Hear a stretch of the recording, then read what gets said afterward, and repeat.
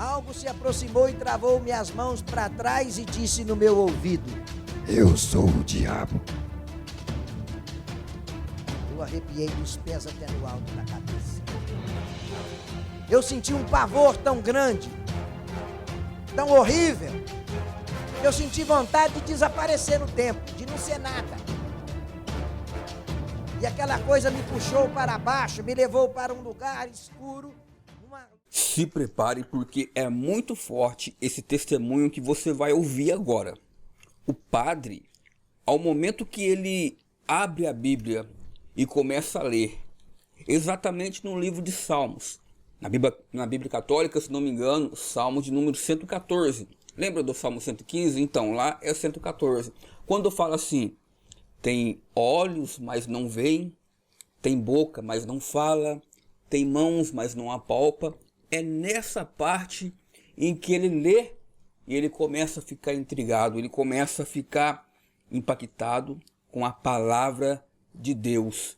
E ele, assim, tipo, cai a ficha. E você vai ver esse testemunho completo que eu trouxe aqui para você no canal, tá muito forte. Assiste até o final para você entender a forma com que esse padre se converte e vai para o Evangelho. É muito forte. Antes de eu colocar rapidamente, se inscreve aí no canal, ativa o sino das notificações para você não perder nenhum vídeo aqui do canal. Também deixa um like para ajudar a fortalecer o nosso trabalho aqui no YouTube. Então, sem enrolação, vamos agora para o conteúdo deste vídeo. Mas é uma data longa. A Bíblia Sagrada, no Salmo 90, no Salmo 115, este é o Salmo onde Deus tratou comigo quando eu estava dentro do mosteiro. Como eu queria ser padre desde criança, e achei que para pregar o Evangelho eu tinha que me tornar um padre. Então logo me ingressei no Mosteiro dos Oblatos de Cristo Sacerdote, Colégio Vocacional Senhora das Vitórias, em Roseira, em São Paulo, cujo fundador é o falecido Monsenhor Balieiro de Jesus e Silva. E ali comecei a aprender o latim, comecei a fazer os meus estudos, e logo veio os votos, recebi a minha batina branca, meu escapulário creme, com a medalha da Sagrada Face pendurada no pescoço. Para mim, eu estava no meu mundo, porque criado dentro da igreja desde criança e acostumado a mexer com as coisas da igreja, era membro da Conferência São Vicente de Paulo, trabalhava com crianças, com jovens, aliás, com adolescentes. Enfim, numa certa manhã abri o Breviário Romano, que hoje muitos chamam a oração das horas. E o Breviário Romano estava lá o Salmo 115, na nossa Bíblia é o 115, na católica é o 114, se não me engano. Que diz assim: não a nós, Senhor, não a nós, mas ao teu nome se dá glória por amor da tua benignidade e da tua verdade. O que dirão as nações? Ou por que perguntariam as nações? Onde está o seu Deus? O nosso Deus está no céu e faz tudo que lhe agrada ou lhe apraz. Os ídolos deles são prata e ouro, obra das mãos dos homens. Tem boca, mas não falam, tem olhos, mas não veem, tem ouvidos, mas não ouvem, tem nariz, mas não cheiram, tem mãos e não apalpam, tem pernas, mas não andam, e nem som algum sai da sua garganta. E semelhantes a eles se tornam todos aqueles que os fazem e todos os que neles confiam. Diga comigo: semelhantes a eles se tornam todos os que os fazem e todos os que neles confiam. Quer dizer, aqueles que acreditam neles se tornam como eles. Tem mãos e não apalpa, tem pernas e não anda, tem olhos e não vê, tem ouvido e não ouve, tem boca e não fala, pernas e não anda. E o Brasil, o nosso país, como muitos outros países do mundo, tem sido assim. Porque por causa dessas coisas, a ira de Deus permanece sobre a nação. E se você ver lá na palavra de Deus, se não me engano, em Romanos, o apóstolo São Paulo, ele chama a nossa atenção para a questão da idolatria. Ele fala que os homens transformaram a glória de Deus na imagem de quadrúpedes, de répteis, de coisas criadas pelas mãos dos homens. E que por causa dessas coisas a ira de Deus permanece sobre a nação, porque adoraram e serviram mais a criatura do que o Criador. E nós somos criados para adorar, nós somos criados para glorificar a Deus, nós fomos criados para a glória de Deus. Se nós fugimos desse propósito, nós fugimos totalmente do projeto, do plano de Deus para nós. Para reconhecer que Ele é o nosso Deus. E aí começamos a buscar em outras coisas, a buscar adoração em outras áreas que não tem nada a ver com Deus.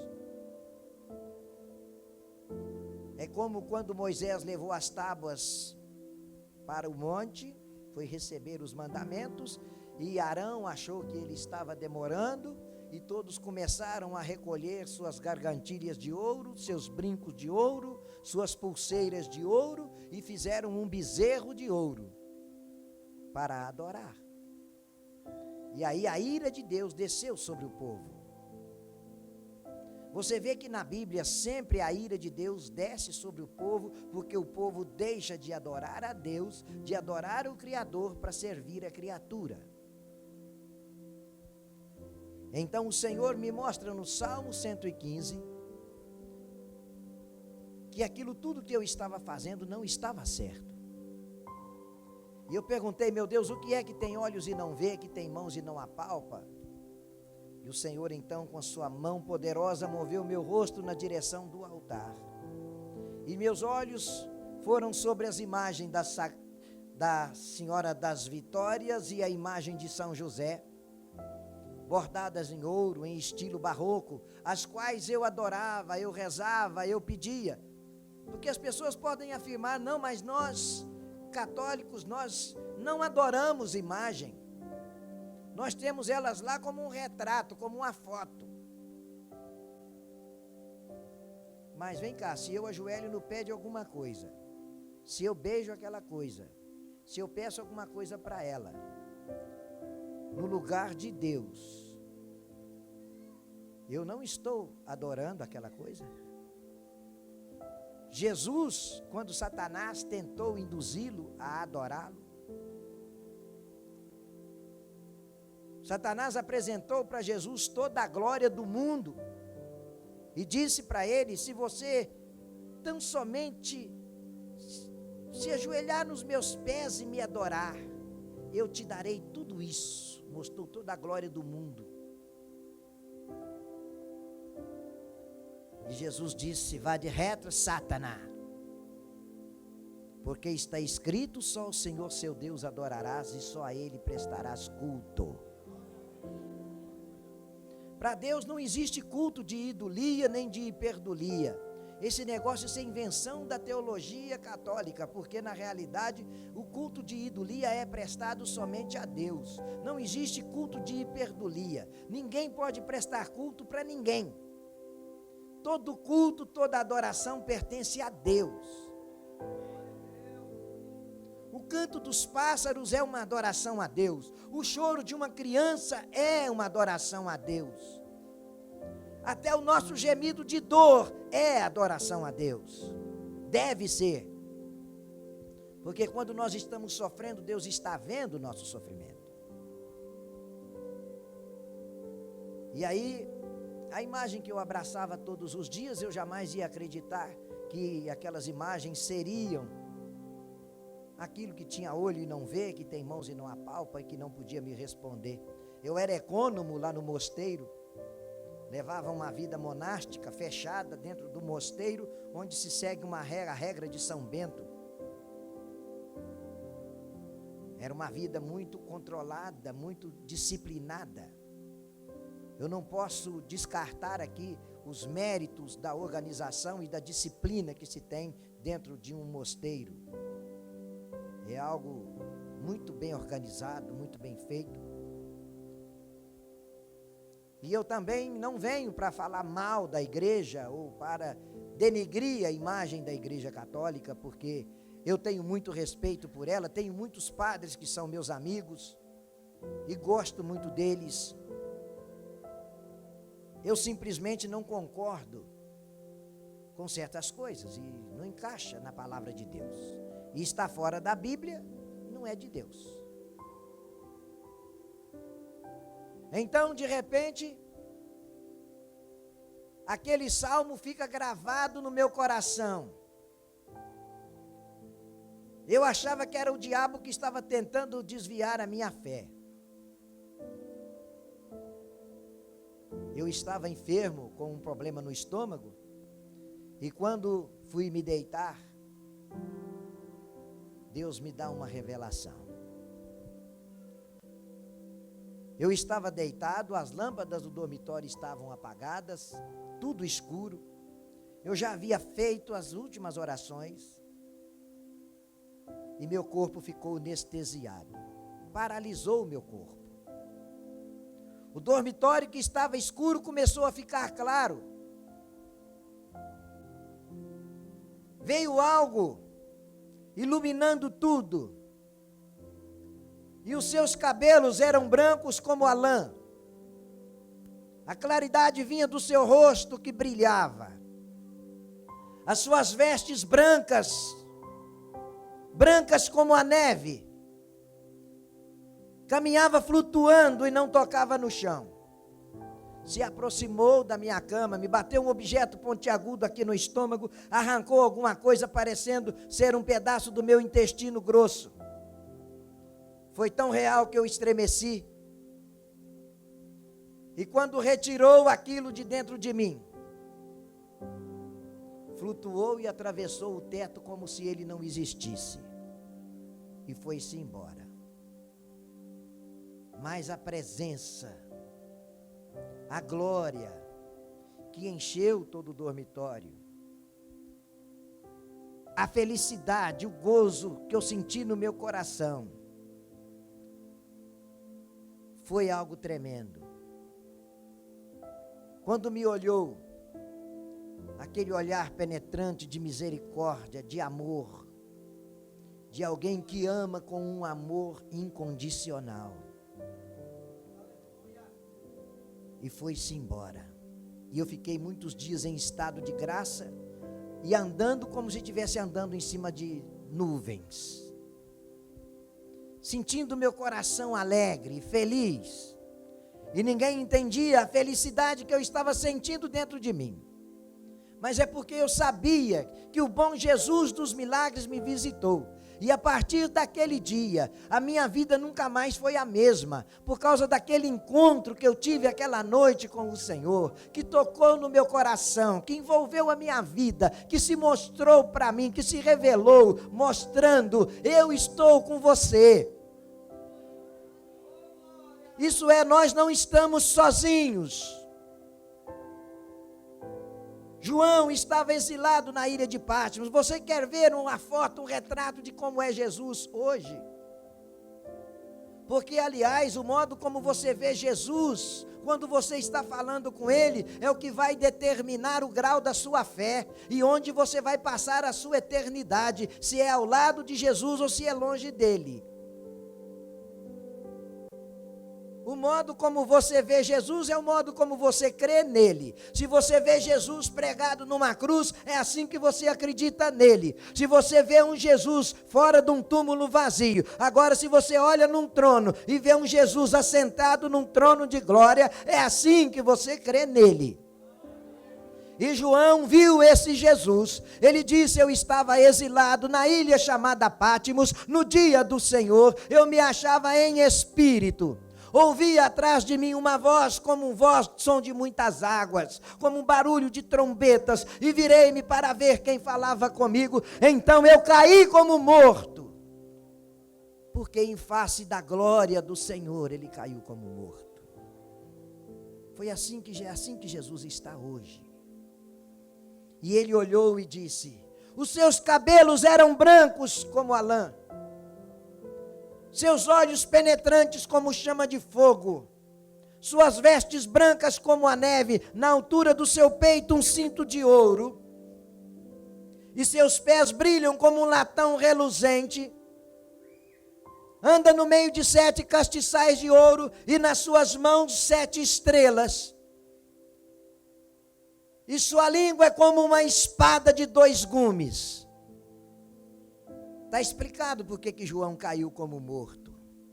E ele chegou e João tocou nos ombros de João e disse: não tema, eu sou o Alfa e o Ômega. Eu sou o primeiro e o último. Eu estive morto, mas eis que eu estou vivo. Eu tenho a chave da vida e da morte. É assim que temos que ver Jesus. E ele caminha nos 7 castiçais, no meio dos 7 castiçais de ouro, que são as igrejas, e leva na sua mão o anjo da igreja. Na mão do Senhor estão os anjos da igreja.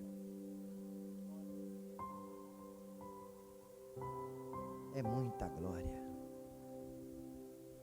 Antes, Jesus para mim era só um conto de fadas. Era só alguém que eu ouvia alguém contar. Era só alguém que eu ouvia alguém dizer a respeito. Eu ouvia os outros contar de milagre. E eu ficava olhando aquelas imagens, eu queria até ver algum milagre. Eu chegava no pé da imagem e ficava olhando, para ver se ela dava pelo menos uma piscadinha de olho, uma mexidinha de pé, para ver se dava pelo menos um sinalzinho. Aí eu pensava: puxa, mas eu sou tão pecador que tanta gente conta que viu milagre, que viu isso, viu aquilo, e eu não vejo nada. E eu clamava a Deus: Senhor, abre os meus olhos, me mostra o caminho da verdade, não me deixa cego. Após a leitura deste salmo, eu chegava na capela, sentava e ficava lá para a celebração da missa, e de repente eu olhava para aquelas imagens e vinha no meu coração: tem olhos e não vê, tem mãos e não apalpa, tem pernas e não andam. E aí de repente eu olhava para aquilo e pensava: não dá certo, eu não consigo ficar nem aqui dentro. Aquilo começou a me incomodar, eu falei: não tem jeito, não está certo isso aí. Aí eu ajoelhava diante do sacrário e eu tinha que acreditar que tinha um Jesus ali dentro daquele pão. Mas o pão não se transforma. Ô pastor, é tanto assunto que eu não vou nem tocar em tudo não, porque tem a doutrina da transubstanciação, que eu ainda vou poder em outras oportunidades tocar nessas coisas tudo. É muita coisa. Então, de repente, meus irmãos, eu me vi agora com a revelação do Salmo 115, o anjo do Senhor, ou o seu próprio Senhor, foi lá e me curou daquela enfermidade. Foram 2 revelações. E naquelas horas mortas da noite, quando da meia-noite até 3 horas da manhã, aquela hora que parece que o vento parou, aquela hora que parece que a porta do inferno foi aberta e foram soltos os piores demônios das profundezas das trevas. Aquela hora que um filho está fora de casa e a mãe desesperada chorando por causa daquele filho. Onde está meu filho? Com medo de acontecer alguma coisa. Porque parece que uma mãe tem um sexto sentido, que ela percebe que os filhos estão em perigo. E é interessante, porque a gente sente, eu sentia na minha casa, naquela hora horrível, a hora que eu ficava, o sangue de Jesus tem poder, e tampava com a coberta, e deixava só a ponta do nariz para o lado de fora, porque suava igual tampa de marmita debaixo daquela coberta, mas eu não queria nem destampar da coberta, nem sair de lá de baixo, porque naquela hora eu tinha medo daquela coisa chegar e fazer assim.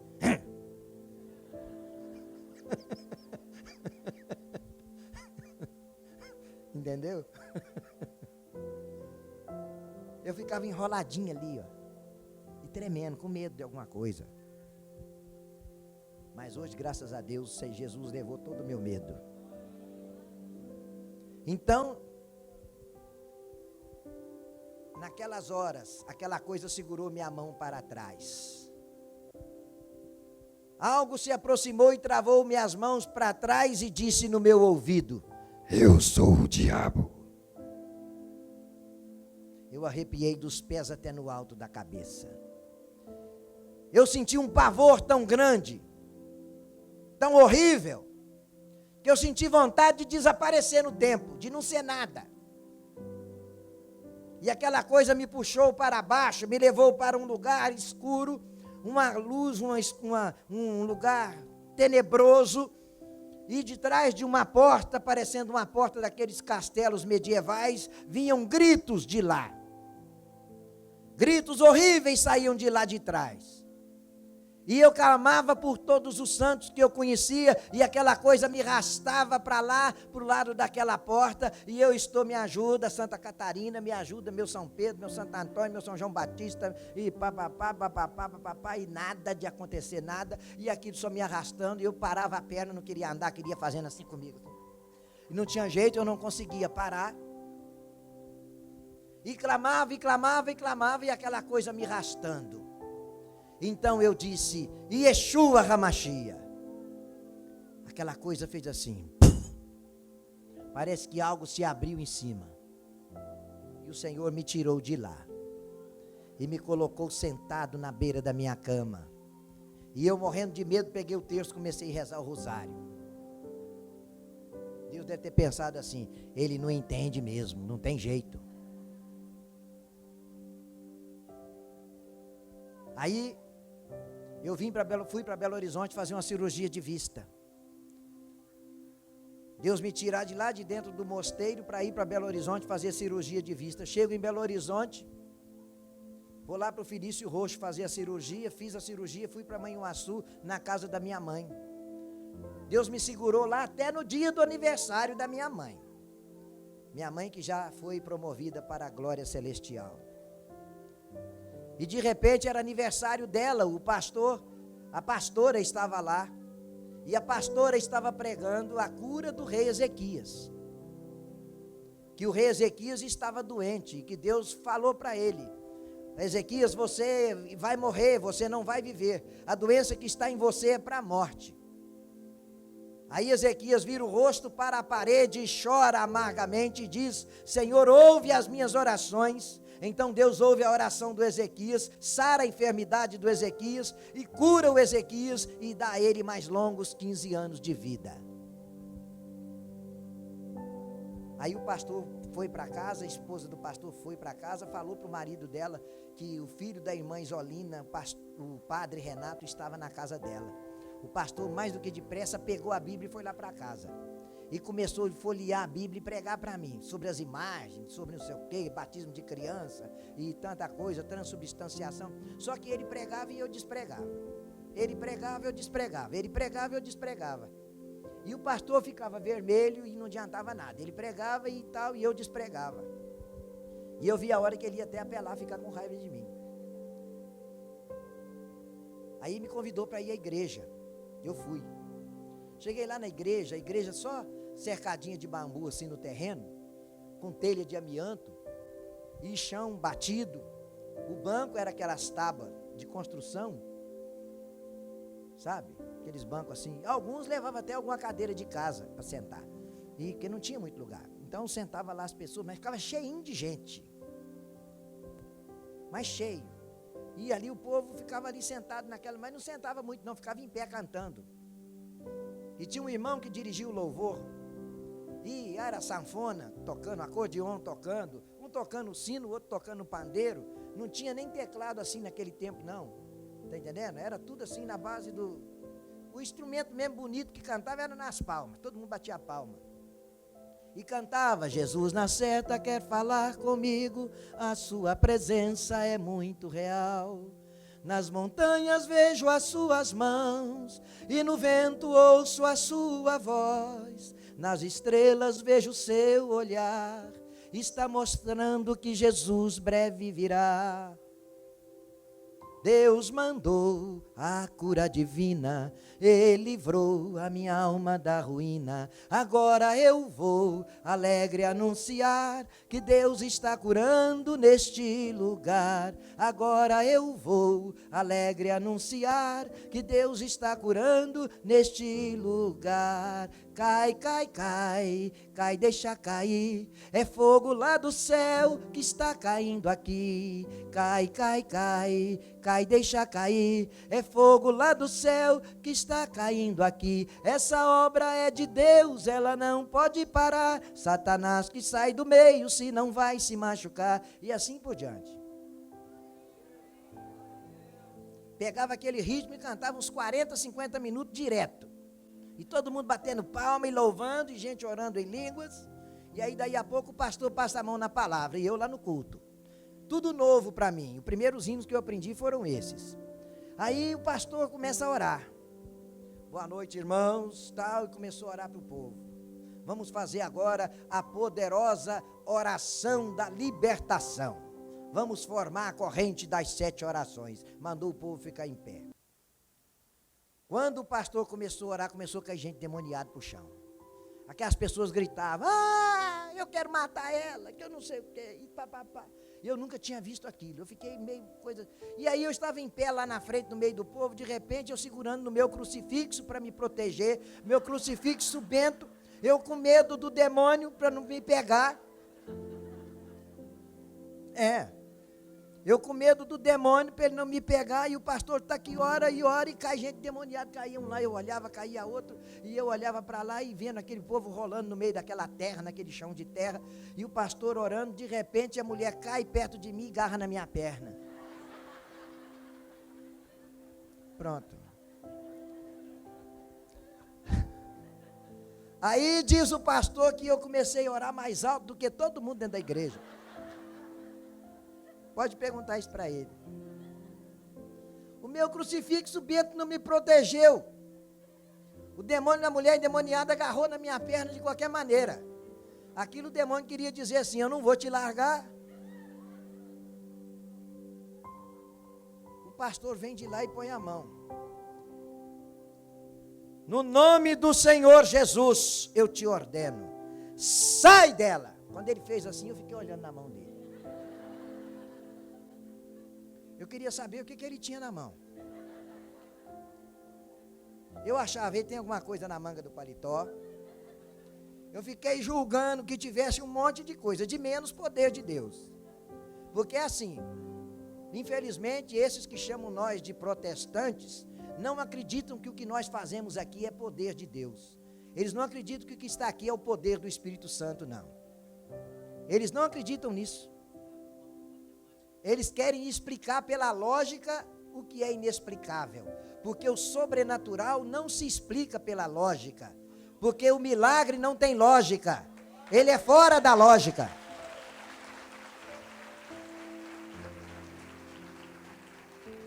Aí, resultado, eu fiquei reparando e pensei comigo: esse pastor tem alguma coisa na mão e eu vou descobrir o que é.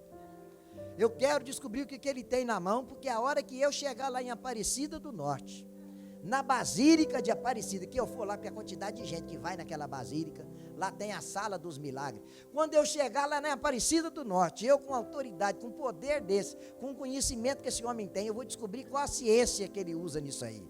Tudo a gente acha que é uma ciência, que é uma matemática, tá entendendo? Aí eu pensei assim: eu vou descobrir o que é, que eu vou chegar lá, eu vou arrasar.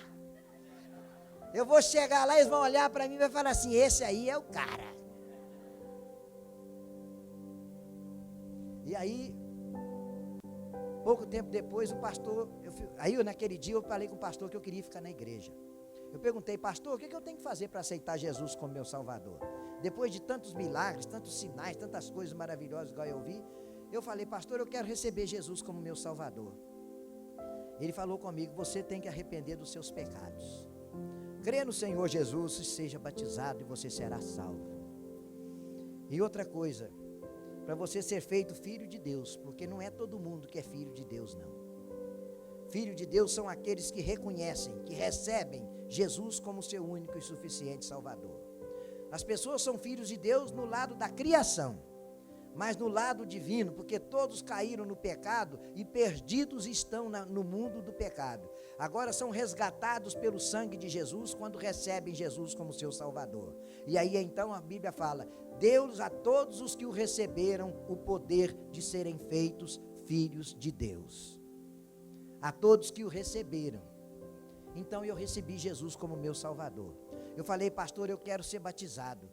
Quando vai ter batismo? Dia 10 de abril vai ter batismo. Aí no dia 10 de abril eu passei pelas águas do batismo, lá na igreja quadrangular em Manhuaçu. Ali eu fui batizado, recebi Jesus como meu único e suficiente Salvador. Desci no tanque do batismo, quando eu saí de dentro das águas, o Espírito Santo me encheu de poder.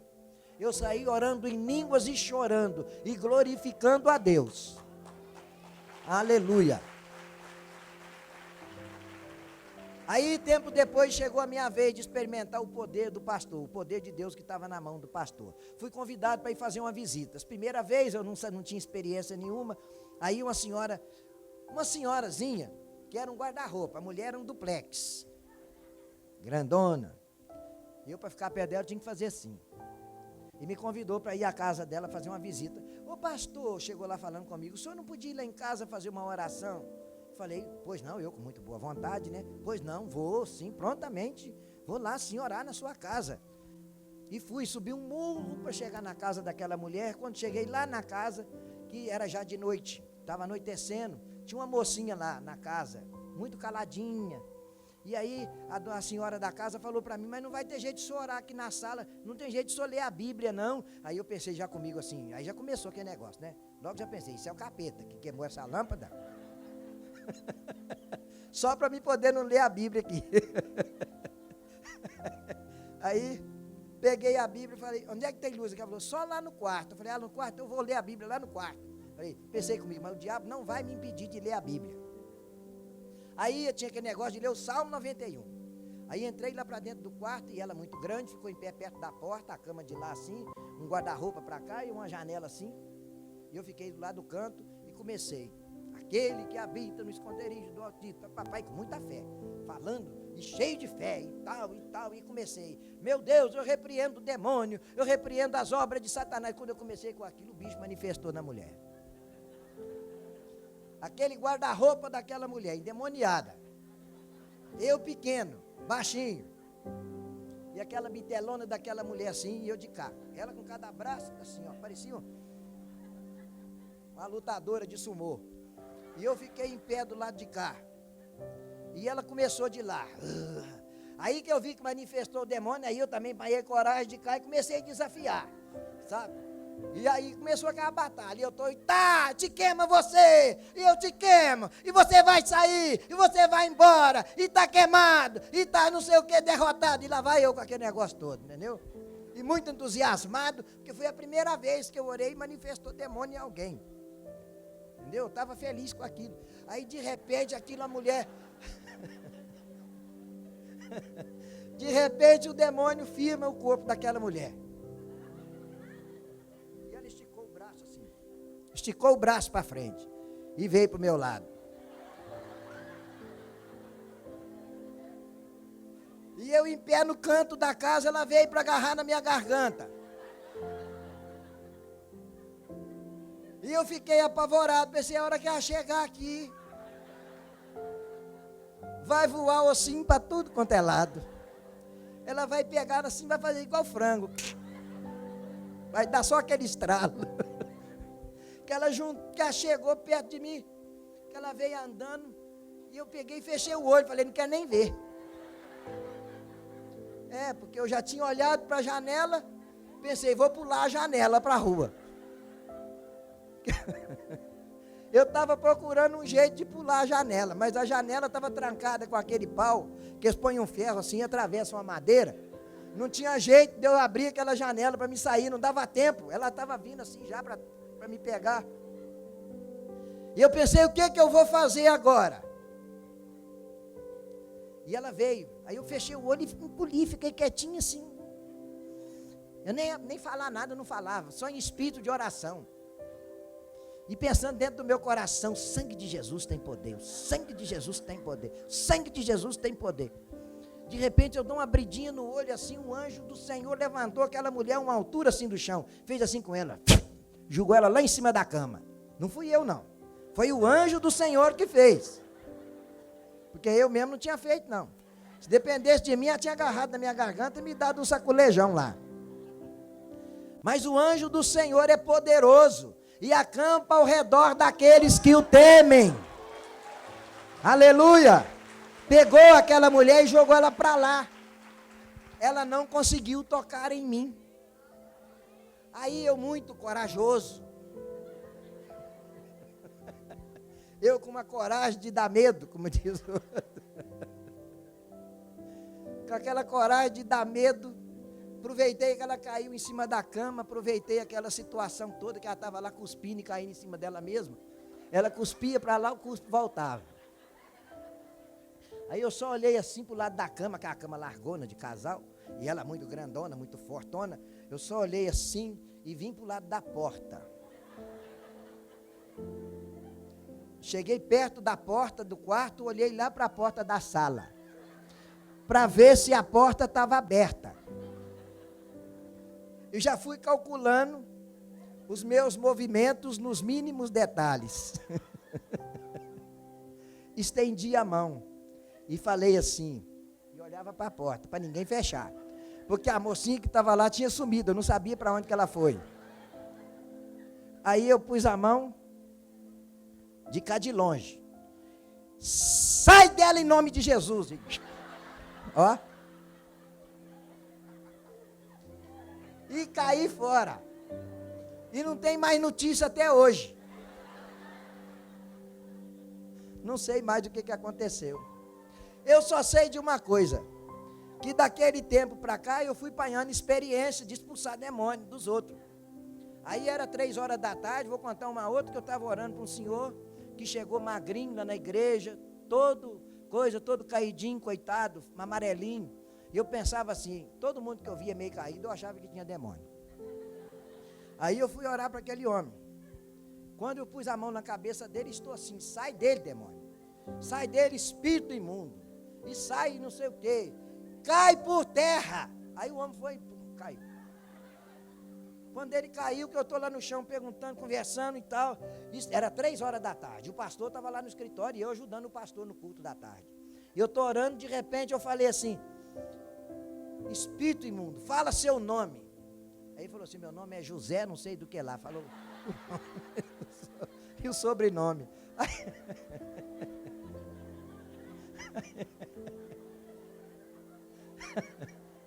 Aí eu perguntei assim, por que você caiu?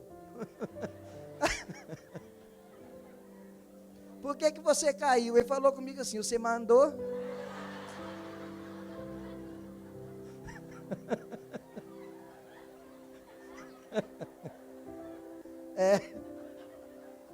Você mandou.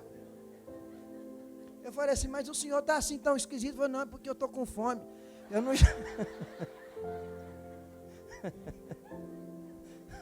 Eu não jantei ontem, não. E nem almocei hoje.